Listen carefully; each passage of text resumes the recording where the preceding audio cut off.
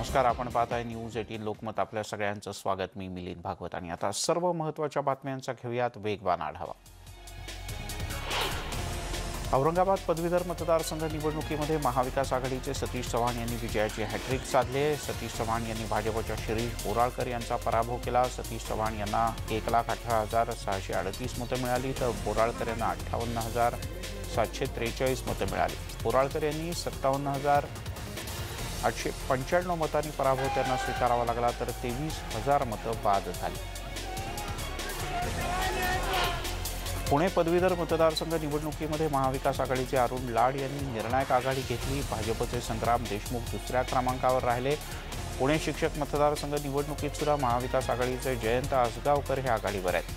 भाजप पुरस्कृत जितेंद्र पवार हे सध्या तिसऱ्या स्थानावर आहेत. नागपूर पदवीधर निवडणुकीमध्ये काँग्रेसच्या अभिजित वंजारी यांनी निर्णायक आघाडी घेतली. वंजारी यांना आतापर्यंत 55,947 मतं मिळाली, तर भाजपचे उमेदवार संदीप जोशी यांना 41,540 मतं मिळाली. पण 60,747चा निर्णायक आकडा अद्याप कोणत्याही उमेदवाराला गाठता आलेला नाही. त्यामुळे आता दुसऱ्या पसंतीच्या मतांची मोजणी सुरू झाली. अमरावती शिक्षक मतदारसंघ निवडणुकीची तब्बल 24 तासांपासून मतमोजणी सुरू आहे. अपक्ष उमेदवार किरण सरनाईक आघाडीवर आहेत, तर महाविकास आघाडीचे श्रीकांत देशपांडे दुसऱ्या स्थानावर आहेत. अमरावतीमध्ये 17व्या एलिमिनेशन राऊंड अखेर अपक्ष उमेदवार किरण सरनाईक यांना 6,325 मतं मिळाली, तर महाविकास आघाडीच्या श्रीकांत देशपांडे यांना 5,302 मतं मिळाली आहेत.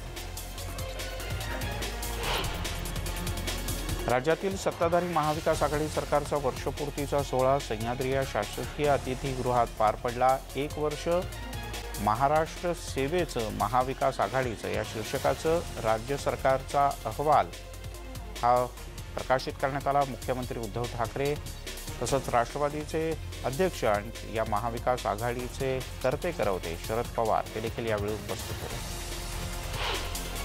शिवसेना कोणाच्याही मागे फरफटत गेली नाही आणि यापुढेही जाणार नाही असा टोला मुख्यमंत्री उद्धव ठाकरे यांनी भाजपला लगावला. महाविकास आघाडी सरकारला वर्ष पूर्ण झालं. या निमित्तानं वर्षपूर्ती कार्यक्रमात ठाकरे यांनी मंत्र्यांचं कौतुक केलं आणि भाजपला खडे बोल सुनावले. माझ्या सहकाऱ्यांवर पूर्ण विश्वास आहे, त्यामुळे मला कोणाचेही फोन टॅप करावे लागत नाहीत असं उद्धव ठाकरे यांनी सांगितलं आणि मागच्या सरकारवर अप्रत्यक्ष निशाणा साधला. कोरोनाच्या आकडेवारीमध्ये लपवाछपवी केल्याचा आरोप भाजपनं अनेकदा केला होता. त्यालाही यावेळेला उद्धव ठाकरे यांनी उत्तर दिलं. कोरोनाच्या आकडेवारीत लपवाछपवी केली नसल्याचं मुख्यमंत्री म्हणाले. जे आहे ते जनतेसमोर ठेवल्याचं त्यांनी स्पष्ट केलं. भाजपची हातातली सत्ता गेल्यानं ते अस्वस्थ झाल्याचा टोला राष्ट्रवादी काँग्रेसचे अध्यक्ष शरद पवार यांनी लगावला. उद्धव ठाकरे यांच्या नेतृत्वाखाली राज्य सरकार उत्तम काम करत असल्याचंही त्यांनी म्हटलं. ठाकरे सरकार 5 वर्षच नाही तर पुढची 25 वर्ष टिकणार असा विश्वासही शरद पवार यांनी व्यक्त केला. कोरोनावर मुख्यमंत्री उद्धव ठाकरे आणि आरोग्यमंत्री राजेश टोपे यांचा इतका अभ्यास झाला आहे की अर्धे डॉक्टरच झालेत असं वक्तव्य उपमुख्यमंत्री अजित पवार यांनी केलं. मुख्यमंत्री म्हणून उद्धव ठाकरे खूप चांगली वाटचाल करत आहेत. आपलं सरकार पडणार, 3 महिन्यात कोसळणार, 6 महिन्यात कोसळणार असं विरोधक म्हणत राहिले, पण सरकार पाडण्यात त्यांना यश आलं नाही असा टोलाही अजित पवार यांनी लगावला. महाविकास आघाडीच्या वर्षपूर्तीच्या निमित्तानं पुस्तक प्रकाशित करण्यात आलं. यावेळेला महसूल मंत्री बाळासाहेब थोरात यांनी हे सरकार बनणं सोपी गोष्ट नव्हती असं वक्तव्य केलं. शपथविधीला शिवाजी पार्कात जमलेला जनसमुदाय हा ऐतिहासिक क्षण होता असंही थोरात म्हणाले. दिवाळी अधिवेशन मुंबईत होणार असून अधिवेशन 1 आठवडा पुढे ढकलण्यात आलंय. 14 आणि 15 डिसेंबर असे 2च दिवसांचं हे अधिवेशन असेल. कामकाज सल्लागार समितीच्या बैठकीत हा निर्णय घेण्यात आला. संसदीय कामकाज मंत्री अनिल परब यांनी यंदाचं अधिवेशन मुंबईत होणार असल्याचं माध्यमांना सांगितलं. 14 आणि 15 डिसेंबरला हे अधिवेशन मुंबईत भरेल. हे अधिवेशन नागपूरला घ्यावं अशी आधी मागणी होती, पण ते आता मुंबईतच होणार आहे. दिवाळी अधिवेशन किमान 2 आठवड्यांसाठी घ्यावं अशी आमची मागणी होती. आम्ही आग्रह धरला, पण राज्य सरकारनं ही मागणी अमान्य करत केवळ 2 दिवसांचंच अधिवेशन बोलवण्याचा निर्णय घेतला. सरकार चर्चेपासून पळ काढत आहे असा आरोप विरोधी पक्षनेते देवेंद्र फडणवीस यांनी केला. सरकार विरोधकांच्या प्रश्नांना घाबरलं असून प्रश्नांना सामोरं जाणं टाळण्यासाठी सरकारनं हा निर्णय घेतल्याची टीका विधान परिषदेतले विरोधी पक्षनेते प्रवीण दरेकर यांनी केली. महाराष्ट्राच्या पहिल्या महिला मुख्यमंत्री म्हणून सुप्रिया सुळे यांच्या नावाची जोरदार चर्चा रंगली होती. मात्र सुप्रिया सुळे यांचा इंटरेस्ट राज्यात नाही, त्यांना राष्ट्रीय राजकारणात रस आहे असं राष्ट्रवादीचे अध्यक्ष शरद पवार यांनी म्हणत या विषयावरची भूमिका स्पष्ट केली आणि त्या सगळ्या संदर्भातल्या चर्चेलाही पूर्णविराम दिला. विधानसभा निवडणुकीच्या जाहीरनाम्यामध्ये मुंबईतील 550 स्क्वेअर फुटाच्या घरांना मालमत्ता कर माफ करण्याची घोषणा शिवसेनेनं केली होती. मात्र अद्यापही मालमत्ता कर माफ केलेला नाही. मालमत्ता कर सरसकट माफ करावा अशी विनंती करू अशी माहिती रवी राजा यांनी दिली. तर सरकार आल्यानंतरही मालमत्ता कर सरसकट माफ का करत नाही असा प्रश्न भाजपचे गटनेते प्रभाकर शिंदे यांनी उपस्थित केला. इकडे सामाजिक कार्यकर्त्या तृप्ती देसाई यांनी मुख्यमंत्र्यांच्याकडे शिर्डी संस्थांच्या विरोधात तक्रार मेलवरून पाठवली. बोर्ड न हटवल्यास 10 डिसेंबर रोजी शिर्डीमध्ये जाऊन बोर्ड काढणार असल्याचा इशारा तृप्ती देसाई यांनी दिला. मुख्यमंत्र्यांनी कायदेशीर कारवाई करण्याचे आदेश द्यावेत अशी मागणी सुद्धा त्यांनी केली आहे. शिर्डी संस्थांनं ड्रेस कोडबद्दल भाविकांना केलेल्या आवाहनाचं पालकमंत्री हसन मुश्रीफ यांनी समर्थन केलं. संस्थांच्या निर्णयाबद्दल कोणी गैरसमज करून घेऊ नये. मंदिरात येताना पावित्र्य राखणं गरजेचं आहे आणि ते राखलं पाहिजे असं त्यांनीही भाविकांना आवाहन केलं. धुळे आणि नंदुरबार स्थानिक स्वराज्य संस्थेच्या विधान परिषदेच्या पोटनिवडणुकीत भाजपनं दणदणीत विजय मिळवला. भाजपचे उमेदवार अमरीश पटेल यांना 332 मतं मिळाली आणि एकतर्फी विजय संपादन केला. या निवडणुकीत एकूण 437 पैकी 434 मतदारांनी मतदान केलं. यापैकी 4 मतं बाद झाली. 332 मतं अमरीश पटेल यांना पडली.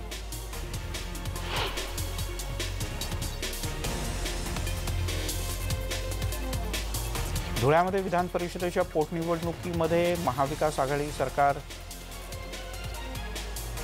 पराभूत करत भाजपनं बाजी मारली. पण हा भाजपचा विजय धनशक्तीच्या जोरावर आहे असा घणाघाती आरोप राष्ट्रवादीचे नेते अनिल गोटे यांनी केला. भाजपच्या कोर कमिटीची बैठक आजपासून होते आहे. पक्षाचे नवे प्रभारी CT रवी हे 2 दिवसांच्या मुंबई दौऱ्यावर असल्यानं ही कोर कमिटीची बैठक होणार आहे. या बैठकीला देवेंद्र फडणवीस, चंद्रकांत पाटील यांच्यासह भाजपच्या कोर कमिटीचे सदस्य उपस्थित असतील. या बैठकीत संघटनात्मक विषय आणि राज्यातील राजकीय परिस्थितीवर चर्चा होणार आहे. भाजपचे नेते आशिष शेलार यांनी पुन्हा एकदा सरकारवर जोरदार टीका केली आहे. नाणार प्रकल्प पूर्ण होणार की परत जाणार असा सवाल त्यांनी उपस्थित केला आहे. माजी मुख्यमंत्री पृथ्वीराज चव्हाण यांच्या कार्यपद्धतीमुळे आंतरराष्ट्रीय आर्थिक सेवा केंद्र परराज्यात गेलं याची आठवणही त्यांनी करून दिली. यामुळे महाराष्ट्राचं नुकसान झालं असा टोलाही त्यांनी लगावला. स्वाभिमानी शेतकरी संघटनेनं दिल्लीतील शेतकऱ्यांच्या आंदोलनाला जाहीर पाठिंबा दर्शवत जागर आंदोलन सुरू केलं. नांदेडमध्ये जिल्हाधिकारी कार्यालयाच्या समोर रात्री शेतकऱ्यांनी जागर केला. केंद्राच्या कायद्याविरोधात दिल्लीतील शेतकरी इतक्या थंडीत रस्त्यावर आले. त्यांना समर्थन म्हणून रात्रभर विविध गाणी आणि गोष्टी करत या शेतकऱ्यांनी रात्र जागवली. स्वाभिमानी शेतकरी संघटनेच्या पदाधिकाऱ्यांनी या आंदोलनाचं आयोजन केलं होतं. केंद्रातील भाजप सरकारनं मंजूर केलेल्या शेतकरी विरोधी कायद्याच्या विरोधात दिल्लीमध्ये किसान आंदोलन सुरूच आहे. या आंदोलनाला पाठिंबा देण्यासाठी स्वाभिमानी शेतकरी संघटनेच्या वतीनं राजू शेट्टी यांच्या कार्यकर्त्यांनी बारामतीमध्ये प्रांत कार्यालयासमोर भजन केलं आणि केंद्र सरकारचा निषेध केला.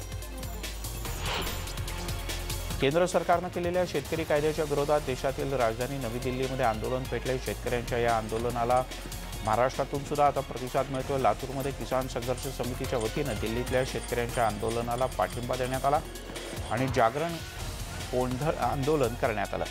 लातूरमध्ये गांधी चौकामध्ये किसान संघर्ष समितीच्या वतीनं रात्री शेतकऱ्यांनी जागर आंदोलन केलं. दिल्लीच्या सीमेवर सुरू असलेल्या शेतकरी आंदोलनाला स्वाभिमानी शेतकरी संघटनेनं पाठिंबा दिला आहे. त्यामुळे स्वाभिमानीच्या वतीनं राज्यभर आत्मक्लेश आंदोलन सुरू करण्यात आलं आहे. स्वाभिमानीच्या पदाधिकाऱ्यांनी सोलापुरातील जिल्हाधिकारी कार्यालयाच्या बाहेर रात्रभर गोंधळ घातला. दिल्लीतल्या शेतकऱ्यांना पाठिंबा देण्यासाठी राज्यात विविध ठिकाणी यांच्या आंदोलन होत आहे. राजू शेट्टी यांच्या नेतृत्वात आंदोलन होतं आहे. साताऱ्यामध्ये आत्मक्लेश आंदोलन करण्यात आलं. कडाक्याच्या थंडीत देखील रात्री 7 वाजल्यापासून हे भजन कीर्तन आंदोलन सुरूच आहे. दिल्लीतील शेतकरी आंदोलनाला पाठिंबा देण्यासाठी आणि केंद्र सरकारला सुबुद्धी येऊ दे मागणीसाठी उस्मानाबाद जिल्ह्यात आंदोलन करण्यात आलं। स्वाभिमानी शेतकरी संघटनेच्या कार्यकर्त्यांनी आई तुळजाभवानीची आरती केली आणि शहरातल्या शिवाजी चौकात रात्रभर आत्मक्लेश जागर आंदोलन केलं। कोल्हापुरात स्वाभिमानी शेतकरी संघटनेचं आत्मक्लेश आंदोलन सुरू आहे। जिल्हाधिकारी कार्यालयासमोर हे आंदोलन करण्यात येत आहे। झुणका भाकर खाऊन शेतकऱ्यांनी हे आंदोलन केलं। दिल्लीमध्ये सुरू असणाऱ्या शेतकऱ्यांच्या आंदोलनाला पाठिंबा देण्यासाठी काँग्रेस पक्ष सुद्धा रस्त्यावर उतरला। कोल्हापुरात जिल्हा काँग्रेसच्या पदाधिकाऱ्यांनी जोरदार निदर्शनं केली आणि शेतकऱ्यांच्या या प्रश्नाकडे सरकारचं लक्ष वेधण्याचा प्रयत्न केला। नाशिकमध्ये स्वाभिमानी शेतकरी संघटनेच्या वतीनं आंदोलन सुरू आहे। नाशिक जिल्हाधिकारी कार्यालयासमोर जागर आंदोलन करण्यात आलं आणि केंद्र सरकारला सुबुद्धी येऊ दे अशी विनंती करण्यात आली। पुण्यातील जिल्हाधिकारी कार्यालयाच्या बाहेर सुद्धा स्वाभिमानी शेतकरी संघटनेनं आंदोलन केलं। जागर गोंधळ घालत कार्यकर्ते या आंदोलनात उतरले। आंदोलनात ज्येष्ठ सामाजिक कार्यकर्ते बाबा आव्हाड सुद्धा सहभागी झाले होते। दिल्लीतील शेतकरी आंदोलनाला पाठिंबा देण्यासाठी केंद्र सरकारचा निषेध करत सांगलीमध्ये स्वाभिमानी शेतकरी संघटनेच्या वतीनं आत्मक्लेश आंदोलन करण्यात आलं। दिल्लीच्या विज्ञान भवनात शेतकरी नेते आणि सरकारमध्ये झालेल्या बैठकीत कोणताही तोडगा निघाला नाही। त्यामुळे पुन्हा 5 आणि 7 डिसेंबरला बैठकीचं आयोजन करण्यात आलं। जर या बैठकीनंतरही काहीच तोडगा निघाला नाही तर उग्र आंदोलन करण्याचा इशारा या शेतकऱ्यांनी दिला आहे। शेतकऱ्यांच्या MSPला धक्का लावणार नसल्याचं आश्वासन बैठकीत केंद्रीय कृषी मंत्री तोमर यांनी दिलंय। इतर अनेक गोष्टींवर सुद्धा यावेळेला चर्चा झाली, मात्र अंतिम तोडगा काही निघू शकला नाही। केंद्रीय गृहमंत्री अमित शहा यांच्या निवासस्थानी शेतकऱ्यांच्या मागण्यांवर निर्णय घेण्याकरता एक महत्त्वाची बैठक पार पडली। तर दुसरीकडे पंजाबचे मुख्यमंत्री कॅप्टन अमरिंदर सिंग यांनी सुद्धा केंद्रीय गृहमंत्री अमित शहा यांची भेट घेतली। बुलेटिनमध्ये घेऊयात एक छोटासा ब्रेक, लगेचच परत येतो।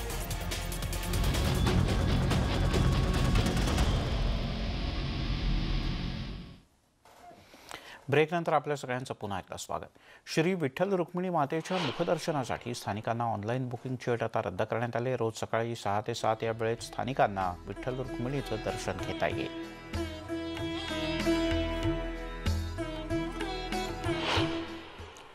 मुंबईतल्या रुग्णसंख्येमध्ये सातत्यानं घट सुरू आहे, त्यामुळेच लोकल सर्वसामान्यांसाठी सुरू करण्याचा विचार सुरू झाला आहे। येत्या 15 डिसेंबरपर्यंत लोकल सर्वसामान्यांसाठी खुली होऊ शकते। मुंबईतील कांदिवलीमध्ये एकाच कुटुंबातील तिघांनी आत्महत्या केल्याचा धक्कादायक प्रकार समोर आला आहे। आर्थिक अडचणींमुळे आत्महत्या केल्याची माहिती मिळते आहे। वडील, मुलगा आणि मुलीनं आत्महत्या केल्यानं हळहळ व्यक्त होते। रेखा जरे हत्येप्रकरणी मोठा खुलासा झाला आहे। राष्ट्रवादीच्या नेत्या रेखा जरे यांच्या हत्येची सुपारी पत्रकारानं दिल्याची माहिती पोलीस तपासात उघड झाली आहे। सुपारी देणारा मुख्य आरोपी पत्रकार बाळासाहेब ओठे हा फरार आहे। त्याच्या शोधासाठी पोलिसांनी पथकं रवाना केलेत। काही दिवसांपूर्वी रेखा जरेंची अहमदनगरमध्ये हत्या करण्यात आली होती। या प्रकरणी 5 जणांना अटक करण्यात आली। अंबरनाथ पालिकेचा माजी उपनगराध्यक्ष सुनील वाघमारे याच्यावर बलात्काराचा गुन्हा दाखल करण्यात आला आहे। शिवाजीनगर पोलीस स्थानकात हा गुन्हा दाखल झाला आहे। वाघमारेनं कोरोनाच्या काळामध्ये मदत करण्याच्या बहाण्यानं बलात्कार केल्याची तक्रार एका महिलेनं केली। औरंगाबादमध्ये युवकांच्या गटात जोरदार हाणामारी झाली। औरंगाबादच्या जालाननगरमधल्या उद्यानात ही हाणामारी झाली। दोन्ही बाजूच्या युवकांनी एकमेकांवर जबरदस्त हल्ला चढवला। दोन्ही गटात बराच वेळ हाणामारी सुरू होती। पोलीस घटनास्थळी दाखल होताच या युवकांनी पोबारा केला। औरंगाबादमध्ये चरस तस्करीच्या गुन्ह्यातील आरोपी जामिनावर सुटताच त्याच्या पंटरनी आतषबाजी करत मिरवणूक काढल्याचा धक्कादायक प्रकार समोर आला आहे। विशेष म्हणजे या घटनेची माहिती पोलिसांना नव्हती असं कळतं। मिरवणुकीचा व्हिडिओ व्हायरल झाल्यानंतर संबंधिताच्या विरोधात बेगमपुरा पोलीस स्थानकात रात्री उशिरा गुन्हा दाखल करण्यात आला। पॉप्युलर फ्रंट ऑफ इंडियाच्या औरंगाबादमधल्या कार्यालयावर ईडीच्या पथकानं छापा घातला। औरंगाबादचं इतर कार्यालय चालवण्यासाठी लागणारा पैसा कुठून येतो त्याचे तपशील पाहण्याकरता ही कारवाई करण्यात आली। ग्लोबल टीचर प्राइज पुरस्कार जाहीर झाला आहे। यात सोलापूरच्या परितेवाडी शाळेतील शिक्षक रणजित सिंह डिसले यांना 7 कोटी रुपयांचा हा मानाचा पुरस्कार जाहीर झाला आहे। लंडनमधल्या नॅचरल हिस्ट्री म्युझियममध्ये झालेल्या एका समारंभात सुप्रसिद्ध अभिनेते स्टीफन फ्राय यांनी त्याची अधिकृत घोषणा केली। सोबत या बुलेटिनमध्ये इथे थांबूया। थोड्याच वेळात अन्य काही महत्त्वाचे अपडेट्स घेऊन येते माझी सहकारी रेणुका जोशी।